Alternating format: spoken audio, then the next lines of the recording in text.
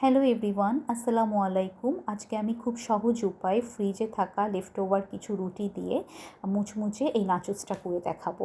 তার জন্য শুরুতেই এখানে আমি কিছু রুটি নিয়ে নিয়েছি। এখন একটা নাইফের সাহায্যে রুটিগুলোকে আমি ছোটো টুকরো করে কেটে নিচ্ছি, নাচোসের শেপ দিয়ে নিচ্ছি। এভাবে প্রত্যেকটা রুটি আমার কেটে নেওয়া হয়েছে। এখন আমি একটু ছাড়িয়ে নিচ্ছি যাতে করে একটার সঙ্গে একটা লেগে না থাকে। এই যে সবগুলো একে একে আমি ছাড়িয়ে নিয়েছি। আর এদিকে আমি একটা চিকেন রেডি করছি, যেটা আমি নিজের মতন করে করেছিলাম।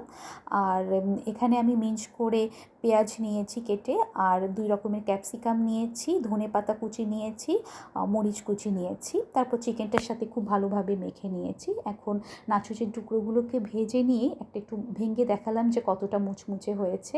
আমি ডিপ করে ভেজে নিয়েছিলাম। এখন লেয়ারিং করার পালা। এই যে সসটা আমি এখন এখানে অ্যাড করছি, এটা কিন্তু আমি বাসায় তৈরি করেছিলাম। এটা ওয়ান কাইন্ড অফ মায়োনিজ।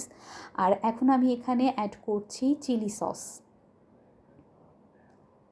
এটা কিন্তু অনেক মুচমুচে এবং অনেক টেস্টি হয়েছিল। আপনারা এটা এভাবে করে করতে পারেন বাসায়। আল্লাহ